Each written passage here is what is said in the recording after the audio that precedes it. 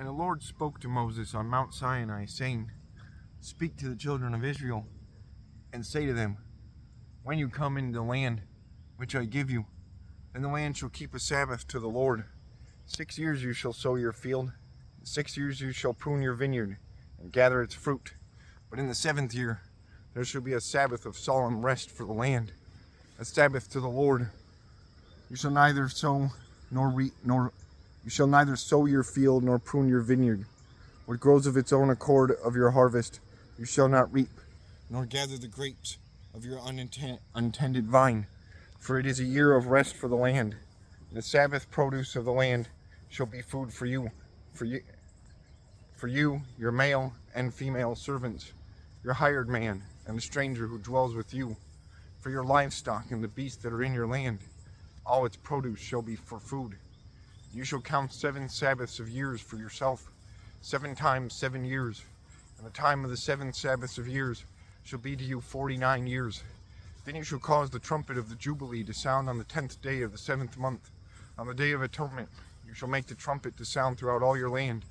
And you shall consecrate the 50th year, and proclaim liberty throughout all the land to all its inhabitants. It shall be a jubilee for you, and each of you shall return to his possession, and each of you shall return to his family. That 50th year shall be a jubilee to you. In it you shall neither sow nor reap what grows out of its own accord, nor gather the grapes of your untended vine, for it is the jubilee. It shall be holy to you. You shall eat its produce from the field. In this year of jubilee, each of you shall return to his possession. And if you sell anything to your neighbor, or buy from your neighbor's hand, you shall not oppress one another. According to the number of years after the jubilee, you shall buy from your neighbor, and according to the number of years of crops, he shall sell to you. According to the multitude of years, you shall increase its price, and according to the fewer number of years, you shall diminish its price. For he sells to you according to the number of years of the crops. Therefore you shall not oppress one another, but you shall fear your God, for I am the Lord your God. So you shall observe my statutes, and keep my judgments, and perform them, and you will dwell in the land in safety. Then the land will yield its fruit, and you will eat your fill, and dwell there in safety. And if you say, What shall we eat in the 7th year, since we shall not sow nor gather in our produce? Then I will command my blessing on you in the 6th year, and it will bring forth produce enough for 3 years. You shall sow in the 8th year, and eat old produce until the 9th year, until its produce comes in. You shall eat of the old harvest. The land shall not be sold permanently, for the land is mine. For you are strangers and sojourners with me. And in all the land of your possession you shall grant redemption of the land. If one of your brethren becomes poor and has sold some of his possession, and if his redeeming relative comes to redeem it, then he may redeem what his brother sold. Or if the land has no one to redeem it, but he himself becomes able to redeem it, then let him count the years since its sale, and restore the remainder to the land to whom he sold it, remainder to the man whom he sold it, that he may return to his possession. But if he is not able to have it restored to himself, then what was sold shall remain in the hand of him who bought it until the year of Jubilee. And in the Jubilee it shall be released, and he shall return to his possession. If a man sells a house in a walled city, then he may redeem it within a whole year after it is sold. Within a full year he may redeem it. But if it is not redeemed within the space of a full year, then the houses in the walled city shall belong permanently to him who bought it throughout his generations. It shall not be released in the Jubilee. However, the houses or villages which have no wall around them shall be counted as the fields of the country. They may be redeemed, and they shall be released in the Jubilee. Nevertheless, the cities of the Levites may redeem at any time. And if a man purchases a house from the Levites, then the house that was sold in the city of his possession shall be released in the Jubilee. For the houses of the cities of the Levites are their possession among the children of Israel, but the field of the common land of their cities may not be sold, for it is a perpetual possession. If one of your brethren becomes poor and falls into poverty among you, and you shall help him like a stranger or a sojourner, he may live with you. Take no usury or interest from him, but fear your God, that your brother may live with you.